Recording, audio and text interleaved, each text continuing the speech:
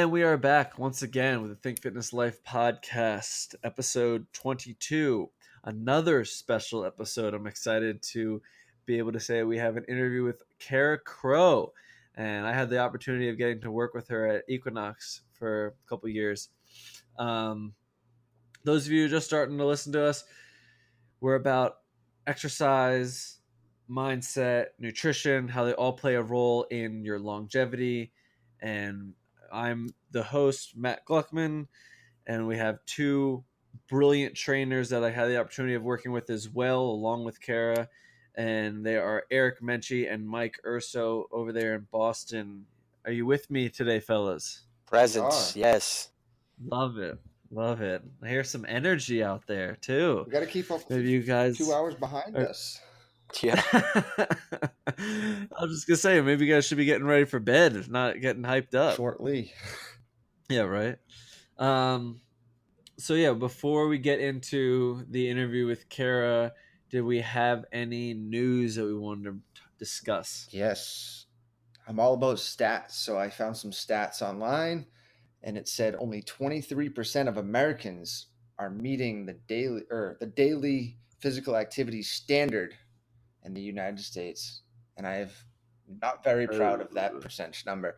So basically went on the basis of, they looked at, are people getting 150 minutes of moderate exercise a week or 75 minutes of vigorous exercise each week, and they came to a conclusion about countrywide 23% of adults from 18 to 64 are hitting any of those.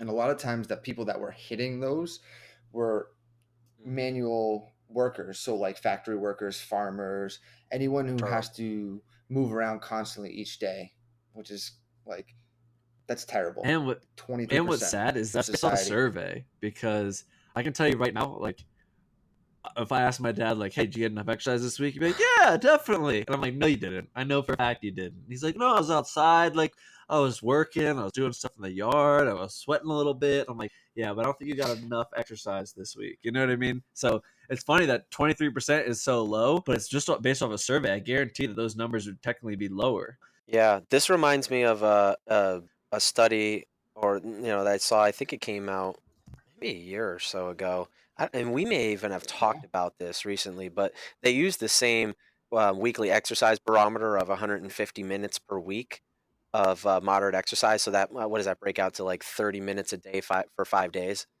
But that study showed that only 6% of the American population, this was 400,000 people that were surveyed, 6% of the American population only engage in the top 5 health behaviors. So that amount of exercise is one: getting at least 7 hours of sleep, not drinking too much. So drinking moderately. For men, that was like no more than 2 drinks a day or week, and for women, it was like no more than 1. Not smoking, and maintaining a healthy weight, and this was basically just based on BMI. But when you look at that number, that's staggering in itself. 6% of people engage in the top 5 behaviors. Like, those are all basic health metrics, right? Like, have a healthy weight, don't smoke, don't drink too much, exercise moderately, and sleep at least 7 hours. That's like, that means like 94% of people struggle with this. I mean, that's massive. That's massive. It's kind of sad. Not a good statistic at all. And it's getting worse. I don't know, I don't want to say each day, but like, Yeah. I feel like with technology advances and what we know, it's getting worse by each year. Yeah, and like we talked about last week in the study about that capsaicin pill, the drug, right? There, people are searching for the magic bullet. 2 weeks ago, magic bullet, the magic pill, and these are just health behaviors that people need to put more focus into. But I think, it's just sad because there's just a lot of people that don't want to work hard. They don't want to do anything. They just want everything to be done for them. Or Well, and time too. I feel like people when people say don't have time, I do somewhat believe them, but it is also the fact that they don't prioritize their time properly because they're so buried deep in work and they grind out work all the time, and work is life and life is work. And there's really, like what we talked about a few weeks ago with play, Yeah. like there's not enough of that, so there's so much disconnect with people being in tune with their own bodies and their own health, because they are so affected by their outdoor, their external environment, their external stimuli. But that's why we don't. I really like doing this podcast with you guys and really like kind of blasting that information out there because it's like we're Yeah. And beating you our drum and that's all we can do, just beat that drum loud enough and consistently enough, and people will eventually catch on and listen and understand that you know it doesn't have to be as hard as they think. And I think one motivating factor for me is like those people who work their butt off, but they get stuck or they are Yeah. mentally trapped and they are stuck in their own mind. Like I met with this lady for an assessment who she lost over 200 pounds, but she's just like her target goal is 50 less than where she is right now, and she's just like struggling and she's so frustrated. She's like, I don't know why, but I'm plateauing. And I'm just like, first of all, like, good for her. you know, I gotta give you so much credit. Like losing all that weight, like that is freaking amazing. That is so cool to hear when people like work their butt off and they want something, and when they're stuck, that's when I love helping them. But they have to have that drive and have to want to get healthier, get better, or look at um, life as this big opportunity for them, not just want to make excuses and crawl inside a hole. Yeah. And I think that goes back to Mike's thing with time is a lot of people, successful people who figured it out and they prioritize time and they still have a successful career. And then there's other people, and it doesn't even have to be about exercise. Like they'll just go through their day about work and waste time, and they're not even prioritizing time for like family or the stuff that they need to do or want to do. It's like step back and see like could you expand your day? I mean, because we all have a set amount of hours that we're up. There's 24 hours in a day. Everyone has that. It doesn't change. But what I do in 24 hours and what Mike does and what you do, Matt, like completely different than what Yeah. someone says, hey, I wasted 12 hours of my day being awake and like didn't accomplish anything. So I think that has a lot to do with it. And I'm glad you brought that up, Mike. Yeah, it is so important to just reconfigure your allotted time available. And a lot of it comes, we've talked about this before, it's just a lot of introspection. Like you've got to stop for a moment and ask yourself like important questions like, Is this what I really want? Is this really making me happy? What do I really want? Where do I really want to be? And why am I not making the choices that are necessary to get me there? And actually thinking hard about those things. I don't think a lot of people go into that introspection nearly enough. And that's really kind of where the money is, because Mhm. you have a chance to kind of open up that Pandora's box and explore it and get to know yourself, as opposed to, like we said, being affected by that external environment. I think something we haven't really talked a whole lot about on this podcast, but we really should, is meditation and the effects of meditation on people's body and mind. And it's such a hot topic now, and there is more and more people, I think, catching on to the significance of it and the health benefits and the mind benefits. And that can be something that can really be a catalyst for people to become more self-aware and get themselves unstuck. Definitely would love to chat about that one with you guys at some point. Yeah, I think we briefly talked about it in like a really, really, really early episode. I remember talking about some Buddhist Yeah, monks and stuff. But yeah, Because that's one thing that I don't have yeah. experience with. I know it's beneficial and I've read all studies, but it's like, I think one thing we said too a couple episodes ago was ask yourself why and keep asking why. Like, why are you in the routine you're in? Why are you not getting the goals you want to get to? Why don't you have time? Why don't you feel like you can exercise 3 or 4 times a week? Why do I keep doing the things that don't serve me? Why do I continue to do the Yeah, things that don't? exactly. Why do you keep hanging Yeah. around people that drag you down or make life harder on you, you know? I think we got to just. And I think that's a big reason why a lot of people look to trainers, coaches, life coaches, health coaches for these not answers, but this guidance of like, can I push you in the right direction and kind of change your environment or help you change in your environment to be successful? And uh, and kind of introduce Kara in this, and I think that's a great kind of aspect to have in life is she went through the functional medicine health coaching to become a top tier coach at not only just nutrition aspect of it, but like every day, like you were saying, like how to deal with stress, how to deal with time, how to deal with, you know, is there mold in your house that's disrupting you, like all that stuff. And it's very cool that these coaches that exist Yeah. are doing all this and not even really training people, but kind of working through their more mental issues and psychological states than anything else. I worked side by side with Kara for a little while, and actually, worked with her when she was coming up as a coach. I didn't personally mentor her, but I had a few moments where I was able to kind of work with her a little bit more, and then got to work side by side with her, obviously at Franklin Street for some time as a coach, and she really has a very holistic approach to how she approaches her health and fitness, meaning she puts a premium on the movement side of things, making sure that she's exploring very three-dimensional style movements, loading the body with those type of movements. um, Obviously nutrition is a extreme large part of her whole docket, and then the whole regeneration and sleep and meditation and recovery piece as well.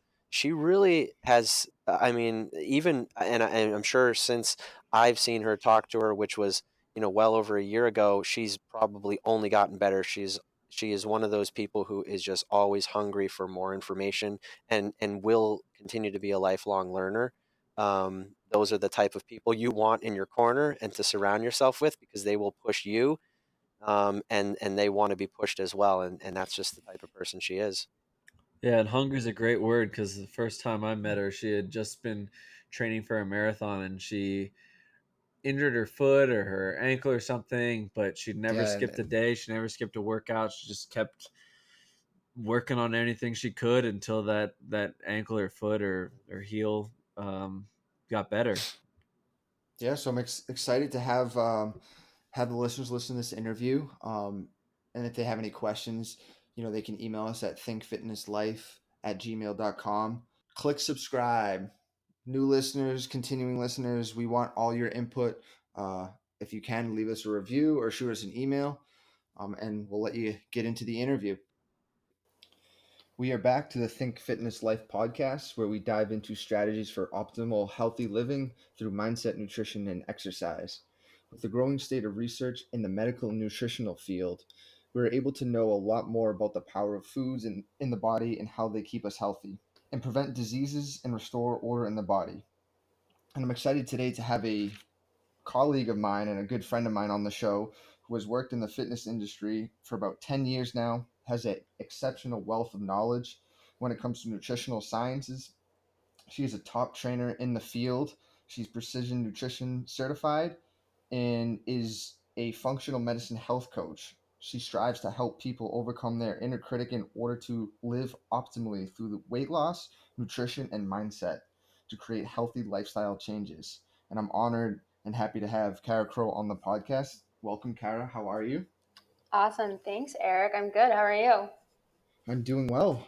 And kind of getting into this podcast on kind of what the Functional Medicine Institute is. I know we've talked a lot about it, but I think people really need to kind of understand what they're doing, where they're going, and how they can use the information from the Functional Medicine Institute out into the world.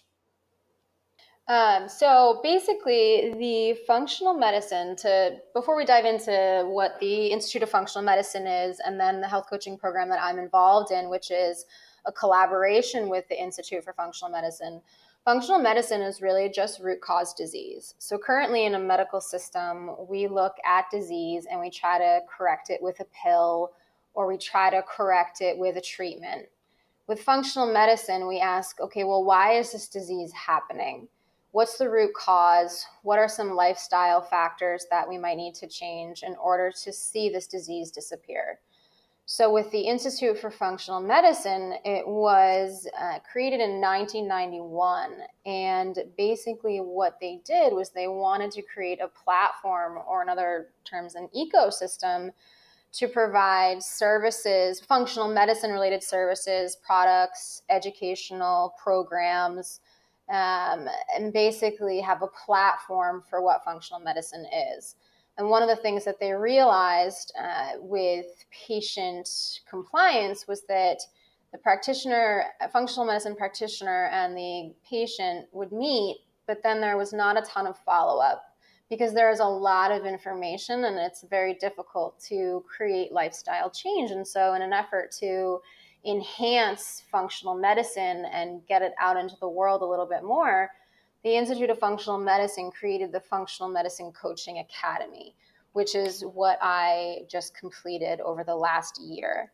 So throughout the last year, we've really focused on learning about the root cause of disease and understanding how can I help a client get from point A, or rather a patient get from point A to point B, by changing their lifestyle instead of, prescribing or diagnosing. And I know with the certification, obviously, I saw you at work. You were on the grind every day, kind of in and out of books, learning and living. And to most people, this isn't just like a weekend certification or, a 2-3 week course. Kind of dive into what the certification is. I mean, you don't have to go crazy, but how long is it? What the dedication is to becoming a top tier coach in with the Functional Medicine Institute. That's a great question. There is a lot of just misconception out there, and there's a lot of certifications that you said are like a weekend certification. The Hmm. Functional Medicine Coaching Academy is 12 months. There are modules and educators, ask the experts, and then we have an online practicum that you go throughout the entire year. And so it's all online, and we have weekly meetings with our cohort, with our team, to discuss any issues that might arise, any questions that we have. So it's very interactive, and there are specific requirements that are quite rigorous in order to graduate. At month 7, I started my practicum, where I actually started to health coach. But basically, what the FMCA program does is it allows students to work at their own pace. It's anywhere from 8 to 10 hours of work per week, depending on how advanced you are in functional medicine, how much previous education you've had in the health and wellness industry. It's a science-based training program that basically prepares us to work alongside functional medicine practitioners or work privately. And what their hope was that a functional medicine practitioner would be able to say, hey, Kara, I'd like this client to be on the elimination diet, 1,400 calories a day, make it happen. Obviously, it would be a little bit different than that, but we want to be able to speak the language that the functional medicine practitioner speaks. We also need to know the background behind why the practitioner would be prescribing a certain diet or a certain lifestyle change. So they really prepare us to be able to work one-on-one with the functional medicine practitioner. Very similar, obviously less intense, but very similar then to a nurse working with a doctor. The doctor makes the diagnosis and the prescription, and then we follow through with the practice and the application of it. And so it's lecture style content. There's hands-on learning with the online practicum, and then the required health coaching hours that we need in order to graduate. There's a lot of information on what's called positive psychology. So we focus a lot on what's right with someone instead of what's wrong with them, which is really beneficial and really useful and helpful in coaching a client to success when things might get hard. And every single time after we have a coaching session, we have to go back and enter in what we spoke about. And then what I would do is I would journal a little bit about how the session went so that I can improve upon it for next time. And then also what they're doing now is the International Consortium for Health and Wellness Coaching, we call it ICWIC. They have created a licensing program. So once we've graduated from the FMCA, we can sit to get board certified for functional medicine coaching. That's another step in the process. I believe it's it's like a 2-hour exam, and there is a lot of studying involved in it in order to pass it. So it's definitely not an easy exam to pass. So you graduate with your health coaching certification, but then if you want to get board certified, it gives you a little bit more of an up it ups the ante, we'll say, with your health coaching, because you do have to learn. It's almost like another 6 months of education while you're studying for the program. And then people can kind of search for you and search you out as like a go-to reference with the Yes, you board. can actually. Yeah, yep. So you can, even if you don't do the ICWIC exam, which I'll be taking mine. I opted out to taking it in November, and I'm going to take it next June. I wanted a little bit more time to practice in the field and truly understand what it's like to work as a health coach in the field before I took that next step to getting board certified. But you can go online, even in the Functional Medicine Coaching Academy website, and you can search for health coaches, so I can be found on that website. But then also through the International Consortium, you can search through that website as well once you've been certified or once you've been licensed. Gotcha. And I like how they do it where obviously you go see like a practitioner, but then they're going to pass off to you where you're going to see these people more on a daily basis rather than the functional medicine practitioner. Is that correct? Like you said, the doctor and the nurse. So you'd have more one-on-one time or coaching. Yes. So it would more be like once or twice a week. So a lot of the coaching that I actually do via Zoom. So we do it online health coaching, because a lot of my clients are actually not even in Massachusetts. But basically what would happen is, if I were to choose to work with a functional medicine practitioner, we would meet, and he would give me the information of his diagnosis and then what the client needs, the patient needs. And then from there, the patient and I meet, and we come up with a game plan to allow the success of that prescription from the functional medicine practitioner to happen. Because we all know that there's tons of information out there on diet, on behavior change, on health and wellness. There's millions of Google searches. It's almost like we're overloaded with information. We as coaches basically take that information and we help people change when change is hard. And most people can initiate the change, but they don't know how to maintain it, or they do too much too soon, or they don't have the skills to do it. And it's really hard. Behavior change is really hard. And so with meeting with a patient once a week for a half hour, the way it usually works, you can do it from a half hour to an hour. It really depends on the health coaching, your health coaching style. We would just discuss, how to create that change, brainstorm ideas, and it's really client centered. So I never go into my sessions with an agenda for the client or for the patient. I go into that session being open to wherever the patient wants to take the session. Gotcha. And you're all over the That answer country your with question? this. I mean, patients from California, they can all contact you and find you. Yes. Yeah. I actually, through the program, when I was doing my practicum, I worked with a doctor, a primary care doctor that is actually creating a functional medicine program within his practice. So he wanted to understand, and he's in Colorado, and he wanted to understand what the whole process was. I worked with someone from South Carolina. I worked with someone from Connecticut. Currently working with a woman in Florida, and a gentleman from Vermont, and then another one from Texas. No, So all yeah. over. For me, I don't really fully understand the Functional Medicine Institute quite yet. I mean, I'm starting to get into it with what's it, Dr. Mark Hyman, a lot of his research in his books, and I think they're doing some very good things. What's it, out of the Cleveland Clinic? Um, Yep. but I think definitely this is going to be a new path for a lot of people to go down and kind of search for, even doctors in the medical field, just taking a different approach to health and looking at the body and everything else in a different way. And I know you do.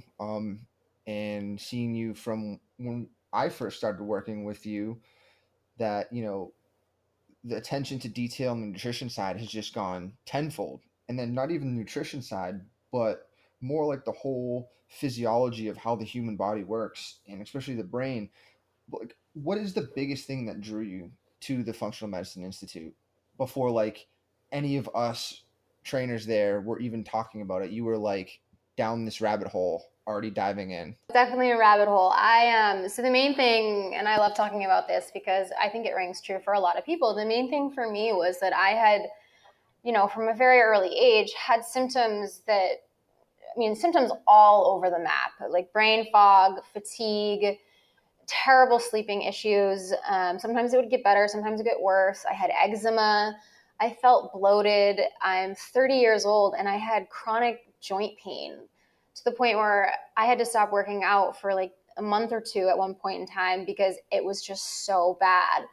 And, I had worked with a lot of doctors in specialty areas, and no one could put their finger on it, on what it was, because every test that I took that they prescribe or that they administer came back normal.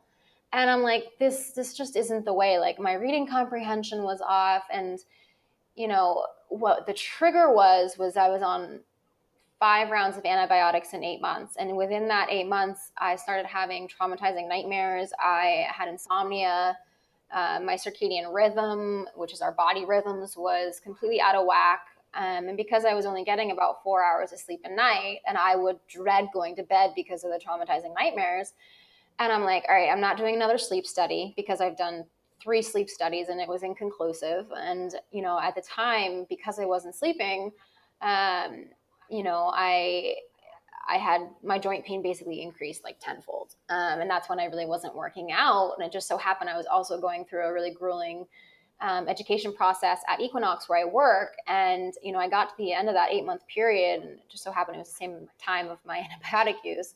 And I said, all right, enough is enough. And I had taken a workshop from a man named Craig Levinson, and my hip pain was absolutely terrible. And he had me do one movement pattern and it got me out of pain in literally 2 minutes.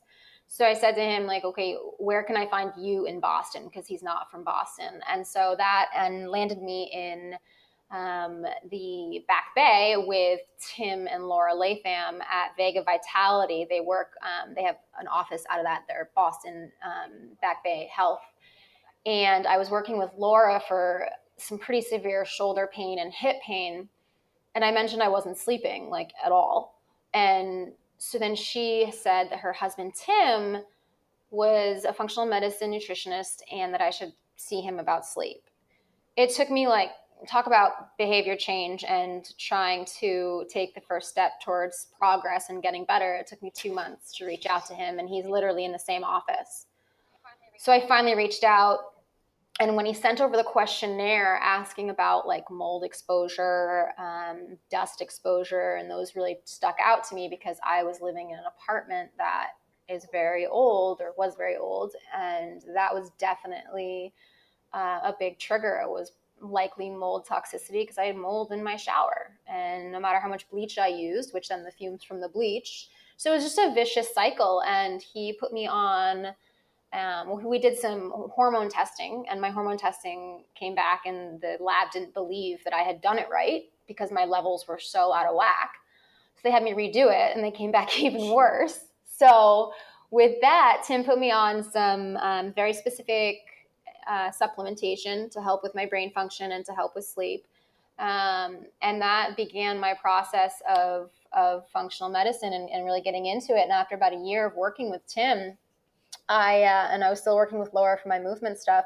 I realized that, just eating, like telling a client or suggesting to one of my like coaching or my personal training clients like stuff to eat, that wasn't going to be sufficient enough, because I was 29 at the time when I started working them, 29, 30.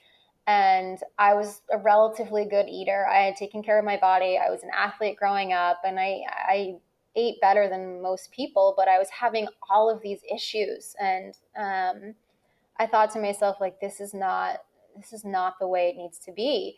And the more I learned about my process and the better I got, the healthier I got, the more my symptoms went away, the more I realized that I know nothing about how to help my clients from a total health and wellness standpoint. And at TRX level at Equinox, we focus on the holistic approach.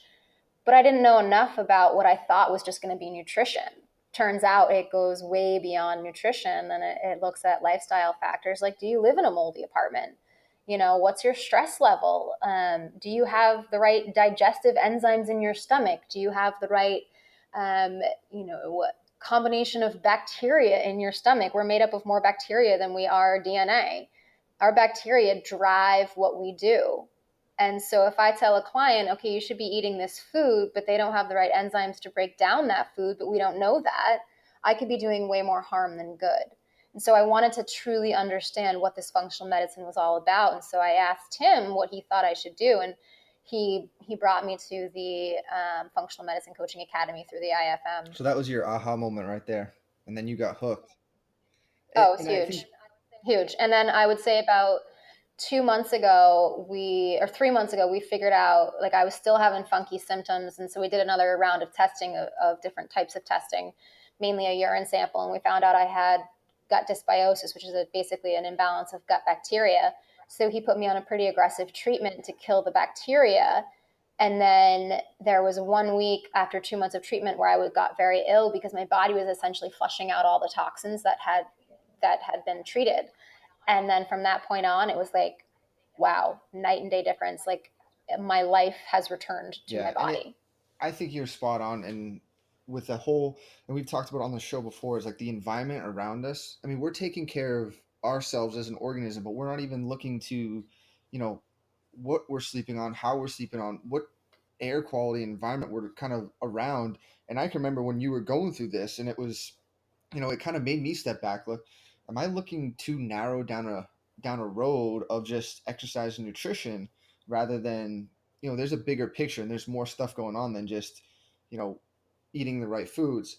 And I wanted to kind of brief that because you were eating a lot of the right foods, but then you came back and told me one day you were eating healthy foods, but they weren't the right foods for you. Can you kind of go like on the lines of what kind of supplementation of nutrition did Tim give you, and what kind of works for you, and you found that works for other people, and it's just not one like cookie cutter nutritional advice? Oh, it's never cookie cutter, and I'm learning that. And it's ironic, and I'll use eggs as an example.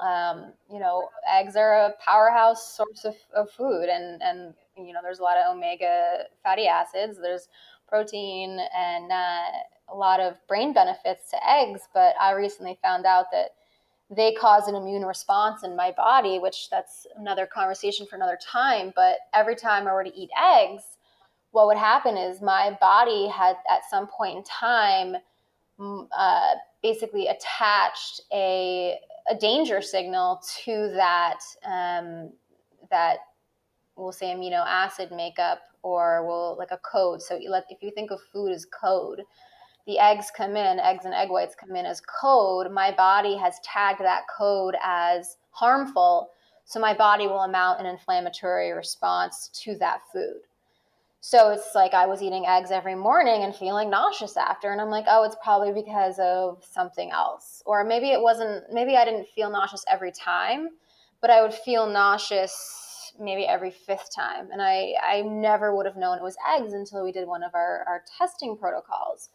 And to your point with like the right types of foods to eat, one of the things that we did was an elimination diet, which this is going to sound like you can't eat anything, but it's no gluten, no dairy, no soy, no corn, no alcohol, and no coffee, and no eggs.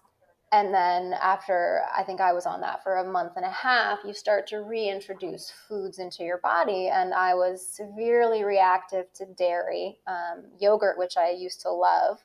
I can't eat that because it causes tremendous heartburn, and there's lots of probiotics in dairy, or not dairy, in yogurt. There's a lot of very beneficial probiotics. So for some people, yogurt might be really good for them, but for me, I didn't realize it because I wasn't aware enough about how these foods made me feel. And so then, lo and behold, we reintroduced gluten, and I got the best possible bread I could find from Whole Foods, locally made. And, there's oftentimes the argument of, oh, the processed is much worse than the Pepperidge Farm is much worse than the local, but it's, at the end of the day, gluten is gluten, and it does depend on the source of the gluten molecule, whether it's been sprayed with pesticides or not. But my reaction to gluten was brain fog, joint pain, and severe abdominal pain, which was the same as the yogurt. And then I started reading about histamine containing foods, and I was always wondering why I was feeling nauseous after I would eat strawberries, which are tremendously beneficial for your health. And when I read a little bit deeper into it, strawberries are a high histamine containing food. So what that means is the bacteria on the strawberry creates an allergic response in the body, just like allergies to pollen, or what's another allergy that it's usually pollen, right? Or what are other allergies in the air? But it's mainly pollen. So it would create the same response. Raw onion, if I eat too much of that, I get severely nauseous, and onions are great for you. So it really just depends on how your body can metabolize the food. The time I had my gut, because of the antibiotic use, was completely destroyed. So pretty much anything I was putting into my body wasn't being metabolized properly. And to really drive home this point, when I did one of my testing, which was a stool sample, which you can find a lot about your body in poop. Oh, yeah. That can be another podcast because that's really important. We found out that I wasn't digesting protein. So I was consuming all of this organic grass-fed meat that has, no pesticides, no GMOs, no hormones, and is the best meat that you can buy unless you live right on the farm. And I wasn't absorbing any of the protein macronutrient. I was just pooping it all out. So then that triggers, okay, well, why is this happening? Well, through another test, I didn't have enough enzyme to break down protein. And then that led into other issues with like my liver detoxification. And so it's a rabbit hole, but it's a kind of exciting rabbit hole. You kind of had like the perfect cocktail of enzymes that did and didn't work, and just created this whole system that was like, not liking it right now. Exactly. And another thing we realized was I had the most recent test that we found out is I had a candida overgrowth in my stomach. And candida is basically yeast, and we all have this in our stomachs, but it's when it overgrows, what happens is it basically grows like tree-like branches, covers the intestinal tract, and then creates a leaky gut situation. And when leaky gut happens, basically that's holes in your digestive tract or in your intestinal wall. So particles that are not supposed to get into your bloodstream end up getting into your bloodstream. So again, that's probably why I now have a reaction to eggs, and I'm also highly reactive to cashews. So I stay away from eggs and cashews right now until my stomach heals a little bit more. But when we found out about the candida overgrowth, that can lead to anemia. And I also found out throughout this process that I essentially have chronic anemia. And so when you have this root cause of this candida overgrowth, which we believe was the main trigger in all of my other systemic issues, it's like layers of an onion. We got to the bulb of the onion, and it was the candida and the clostridia, another bacteria overgrowth.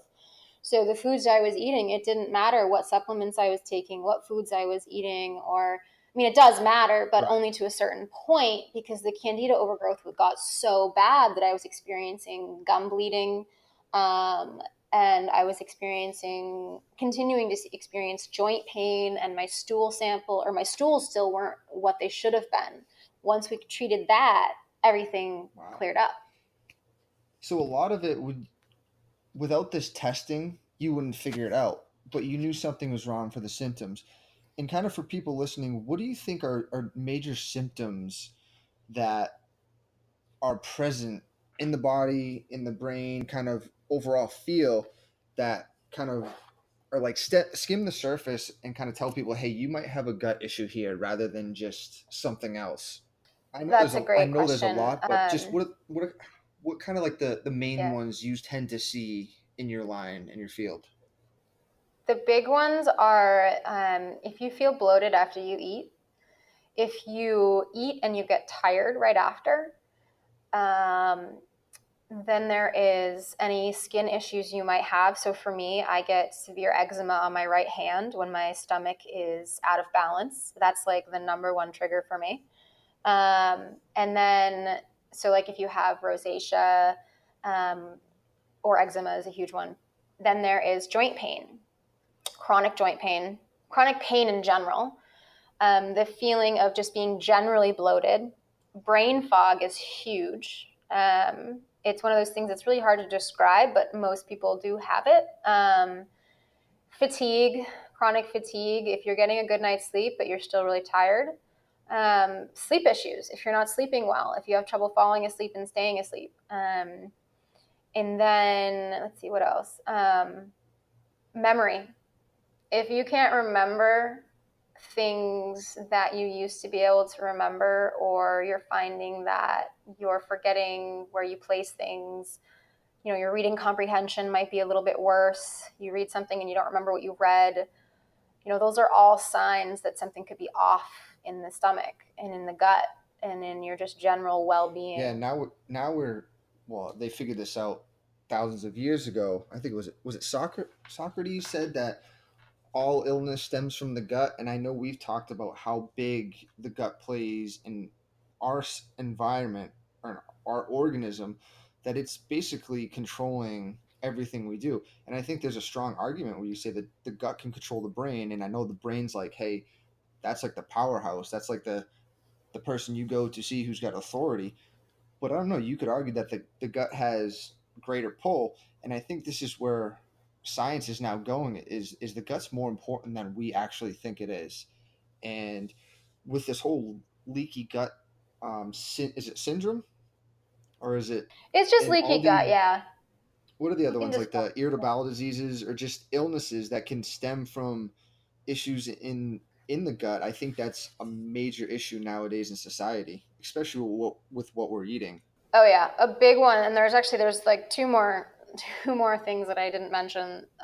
If you have severe anxiety or you have some psychiatric diagnosis, and I can speak to experience with this, and you're not eating a very healthy diet, chances are if you fix the diet, your anxiety will decrease and some of your psychiatric symptoms might clear up. I've been medicated um, for psychiatric diagnoses for 10 years. And I've been anywhere on from one medication to 5 medications. And now I'm down to one medication. And I know that it's because of working on my gut that allowed me to get off of the majority of the medications that I was on and still feel better than I ever have. Another thing to consider is, are you pooping every day? And I mentioned that earlier. If you look at the Bristol stool chart, it really should be like, if you look it up, type 3 and type 4, and I won't explain necessarily what those are. You can look it up if you're curious. If you're not pooping every day, you're not ridding the body of toxins. That's a huge indicator that something in the gut is wrong. If you're pooping rabbit poop, go get yourself checked out. And by rabbit poop, I mean separate hard lumps that are hard to pass. That is a good indicator that something is terribly wrong, as well as if you have diarrhea, chronic diarrhea, huge indicator that something's going on. And those are that's one of the easiest ways to figure out, like, if there's something else going on. But they've correlated a lot of chronic illnesses to the gut. They've worked with, and by they, I mean functional medicine practitioners, and the research is out there. Anyone that's interested in that, just have them contact me and I can give that to them. But children with autism, they clean up their diet, they take away gluten and dairy, and some of their symptoms clear up. They become more, their lives become better, easier to manage their symptoms. People who have early Alzheimer's or early dementia, they've shown to have those symptoms decrease. There's been huge talk around um, multiple sclerosis, and Terry Walls, really prominent in our industry. She was in a wheelchair and like severe end stage MS, and then she focused on more of a macrobiotic diet, whole foods, eating foods from the sea. She has an amazing book that you can just pick up on Amazon called The Walls Protocol. There's a lot of correlation between what the gut is doing and then the effects on the brain and the effects on the body. But then there's also stress levels, like how stressed are you? And that's another conversation. But the bacteria basically drive what we do. Whatever your bacteria want is what your bacteria will get. So if there's an imbalance in there, then you're going to see So if detrimental people are effects in the craving like body. sugars or, let's say fried food and unhealthy food, is that because like that kind of bacteria is overgrowing in the gut system, or just is it more overpowering the good bacteria? It could be. With my candida overgrowth, one of the things that, led Tim to test for that was the fact that I was constantly craving sugar, and not sugar like candy, but like fruit and rice and sweet potato. And it was just this insatiable craving for carbohydrates. And I mean, I'd wake up in the middle of the night and be like, I need to go eat an apple. And then when the gum bleeding started, he's like, all right, we need to take a look at this. But your bacteria it's not always cut and dry like that. It is a gray area. Your bacteria can drive a lot of your cravings, because once your bacteria get used to eating a certain food, it's going to crave those certain foods. So for me, it's like, I've transitioned more to a veggie-based diet. And if I go a day without eating copious amounts of vegetables, both raw and cooked, I feel it. I feel gross. I need my vegetables. It's like I almost get angry. And I noticed that when I was in Florida with my family at Disney World for 5 days. I didn't have very many vegetables. And by the time I was leaving, I'm like, I couldn't wait to get back to my vegetables, as silly as it sounds. So your gut bacteria really do You're saying determine that what it you basically eat. altered your mood. And now would that go under brain fog, like mood alteration, or is that a separate? So it would probably go under the umbrella of I guess brain power, to be honest. It wouldn't say it goes. It wouldn't say it's the same as brain fog, because with brain fog, it literally feels like you're in a cloud. You can't think clearly. Your decision making might be a little bit off. With the mood type stuff, it's are you depressed or are you sad and you can't quite really figure out why? Like, are you super irritable? Are you angry? Like, you can tell a lot by the foods that you eat after you eat them. So if you eat a food and it makes you feel a little bit anxious, or gets you really hyper, or gets you really tired, like, start paying attention to that stuff. And that's another thing you can actually do without getting any testing done, is just start being aware of the mind-body connection. Like, how does this food make me feel? So I know that after I eat sugar, I can't think clearly. And then a day later, I get angry. And, some people might not believe that to be the case, because we don't really think about the foods that we eat and how they make us feel. But it's super important to know, especially if you're going into a social situation and you know that you react certain ways to certain foods, to maybe avoid those foods if you want to have a good Yeah, time. and I think a lot of times people, I think they know it's the food, but then try to say it's not the food, or it's something else that they did, or that they're stressed out, or whatnot. But then a lot of people just look towards, and you mentioned this earlier, and this drives me crazy, is medication and these pills to fix everything. So, like, say if you're lactose intolerant, you can just take a pill with an enzyme that helps you digest ice cream if you want to eat it. But what your body's telling you is you really shouldn't even be having that ice cream. And I think that's where a lot of times, and this is where I think the Functional Medicine Institute does it really well, is they don't prescribe a lot of medications, if I'm correct. I think it's more approaches and habit changes rather than like, here's this prescription, go pick it up for this illness, this disease, this and this. Now I know sometimes you need stuff like that, but I see a trend where they're getting around, like, let's say autoimmune. I was watching a documentary, like you said, and they fed this, they took away the simple carbs and the sugars, and these autoimmune issues started to clear up on themselves. And then take back and think, okay, well, what's actually really going on, and do we actually really need a lot of these medications? Yeah, and to your point, and I, again, speaking from personal experience, like I have a mood disorder, so I would have highs and lows, and you know, they started at a very young age, and who knows, maybe I had gut dysbiosis then. It really depends on your childhood and the foods that you were eating, and I know that a lot of my psychiatric symptoms cleared up when I started fixing my gut. And sorry, I blanked on what was your More question. on just like on the lines of, how medication play a role in. I actually didn't really ask a question, but how medication play a role Yes, in kind of overall yeah, gut health and what it does to it. medication. Yeah, yeah. So with functional medicine, they obviously there are some diseases and some conditions where you need to have medications.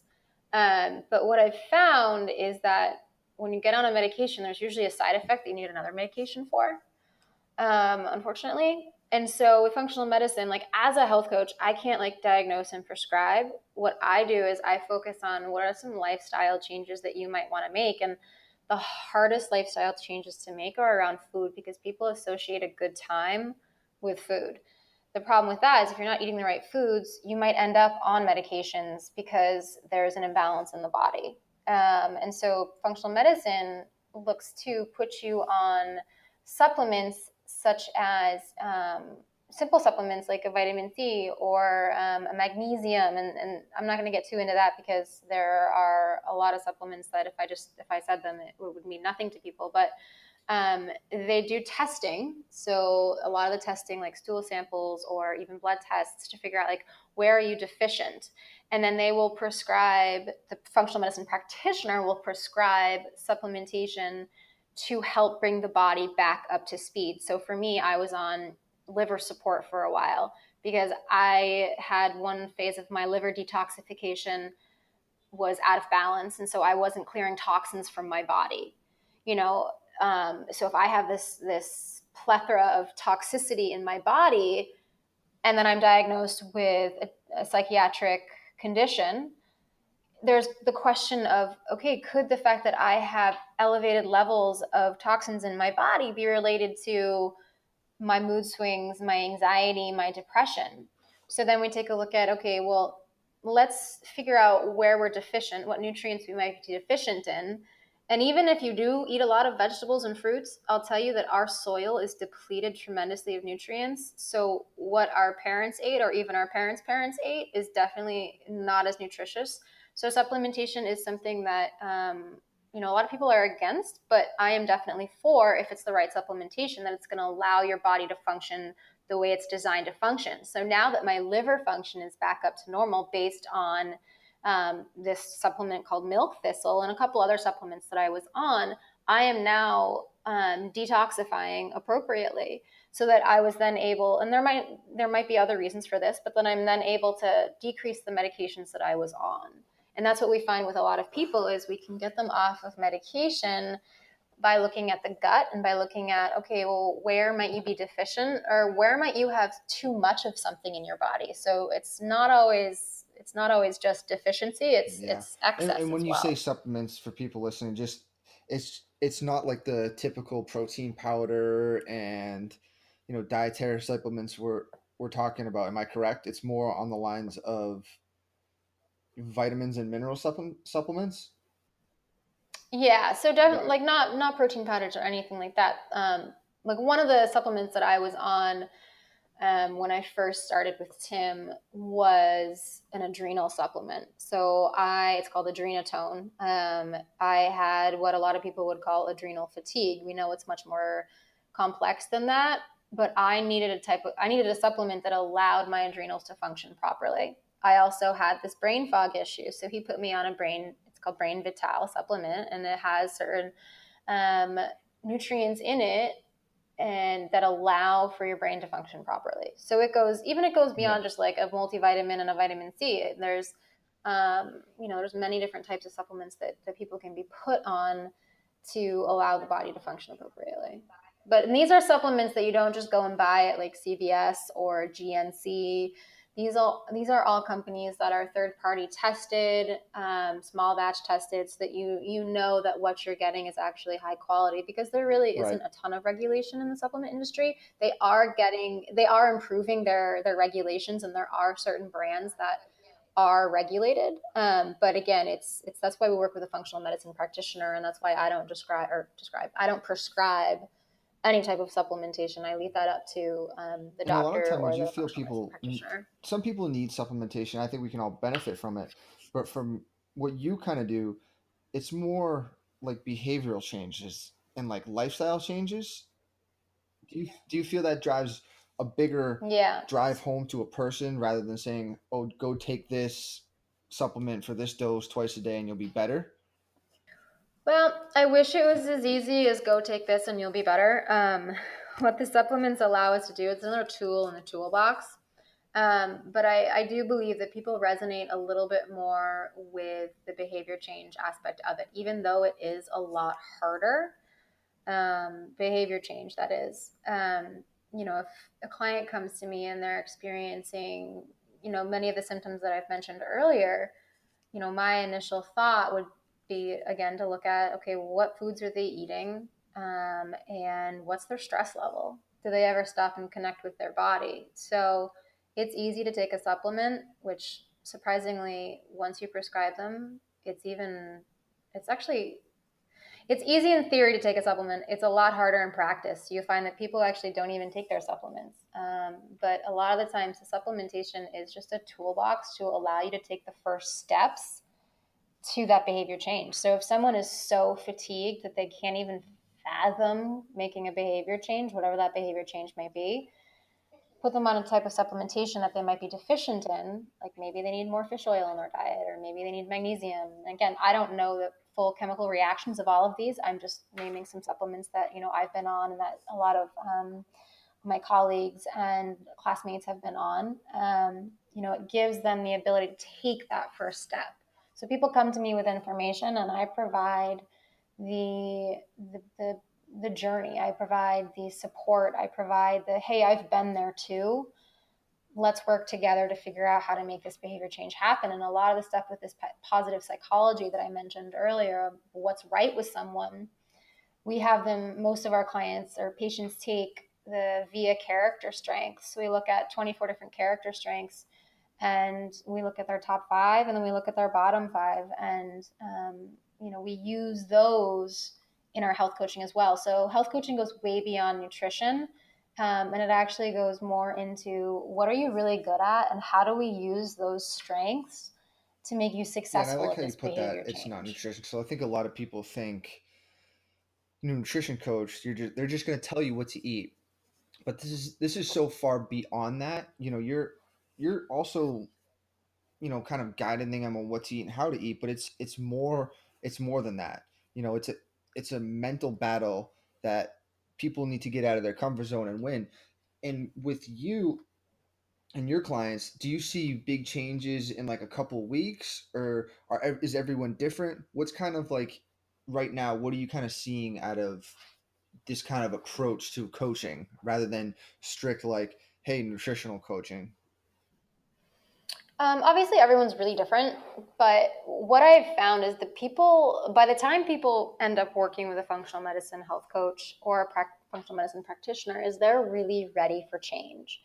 One of the components of the course is the stages of behavior change.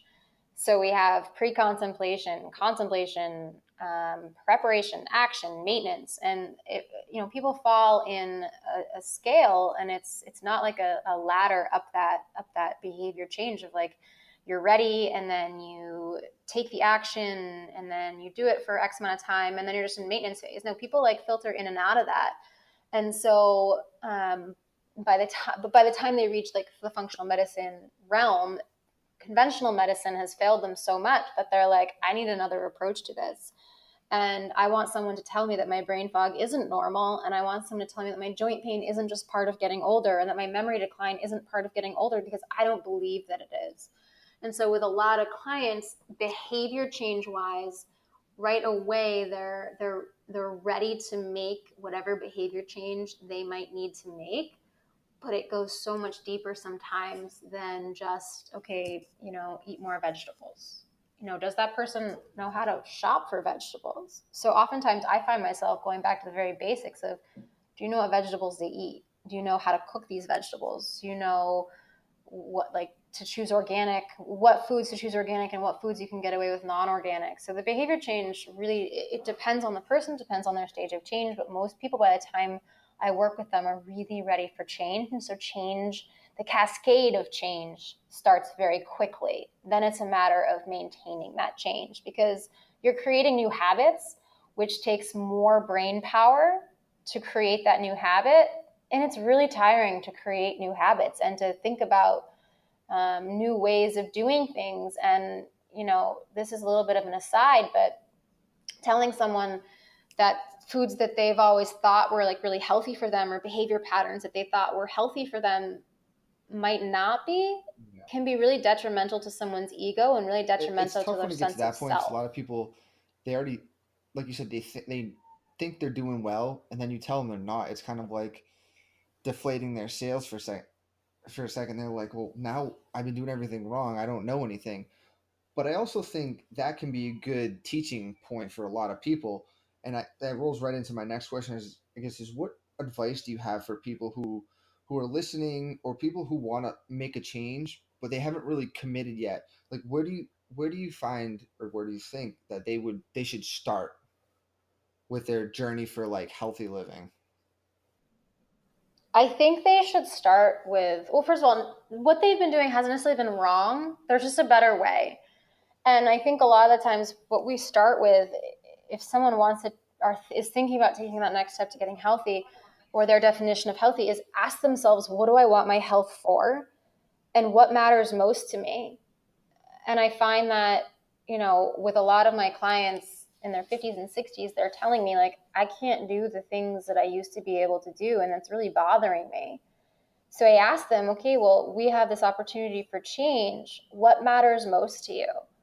So if you want to change, if you're at a point in your life where you're like, that's it, you're thrown in the towel, I want something to change, and something needs to change. And more than need, I want it to change. It's define for yourself, what do I want my health for, and what matters most? Those are the two biggest questions that I ask people, because then you get a good idea of where they're headed. You get a good idea of their commitment level without asking them, like, oh, how committed are you? Because if you ask someone how committed they are, most people are going to scale themselves way above what they are actually committed to. But if you find out, like, it's what really drives them, and you get a verbal response of more than just like a number or a yes, I'm committed, or no, I'm not, then you can say, well, you want your health for this, but your current way of being is this. How do we get from point A to point B? And how can I help you do that? That's really the first step. And another first step is, go online and, start listening to podcasts on functional medicine, just to understand that there is science-based research behind this. A lot of people think this is just frou-frou medicine and isn't real. And so understanding that there is scientific evidence behind all of the stuff that I've been talking about, Mark Hyman, Dr. Chatterjee, they have two podcasts, and they interview a lot of different people in the health field, and they give the research. Reach out to a functional medicine health coach and just ask a little bit more about it.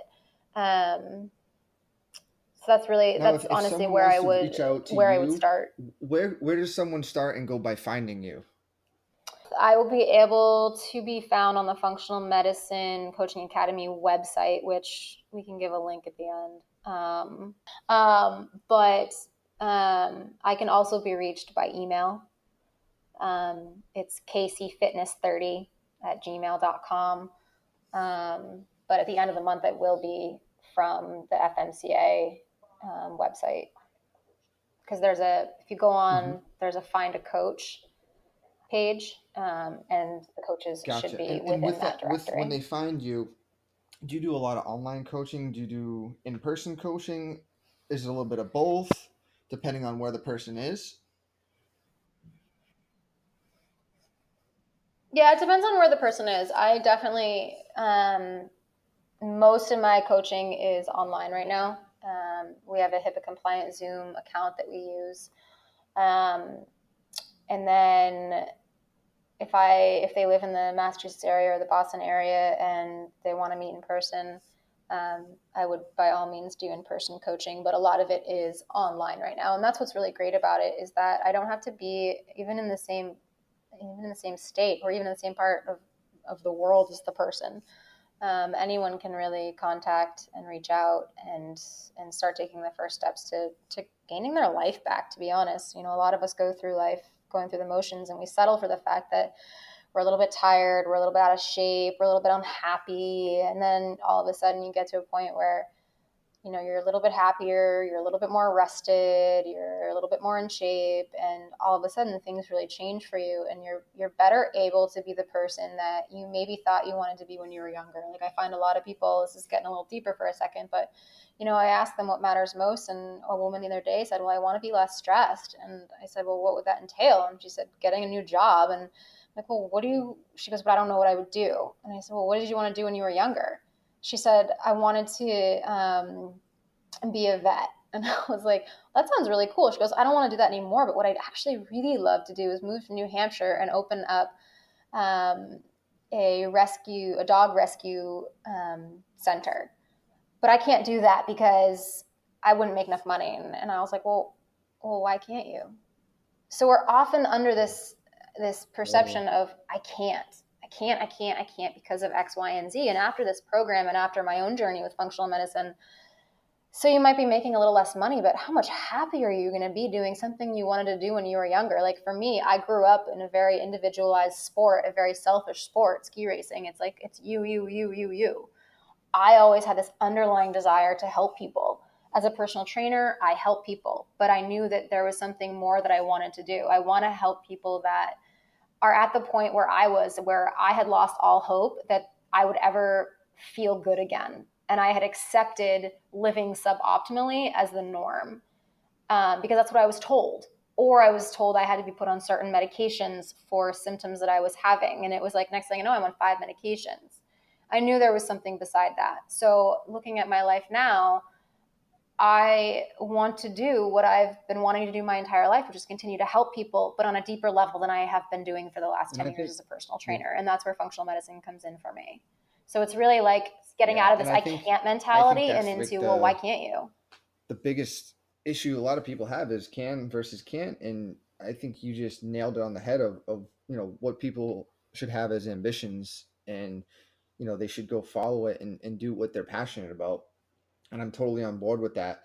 And I want to thank you for coming on the podcast, and being here. And I think definitely we're going to bring you back for other podcasts to go deeper into the rabbit hole of issues like gut health and nutrition, what to eat, what not to eat, because I eat pretty plain vegetables compared to you. You're on like a different level of vegetable searching and eating. So I definitely want to broaden my knowledge, and everyone else's on that. But you can you can find us at the Yeah, Think definitely. Fitness Life podcast. If you have any questions, you can email us at thinkfitnesslife@gmail.com. You can find Kara at kcfitness30@gmail.com, and she's going to be on the functional medicine website. You can look her up as a resource, contact her. She does online coaching. She will do some in-person coaching if you're in the Boston area, and I would say definitely check her out, as a trainer, as a coach, as a wealth of knowledge for any individual looking to gain more information. And that's been this episode of the Think Fitness Life podcast. We are out.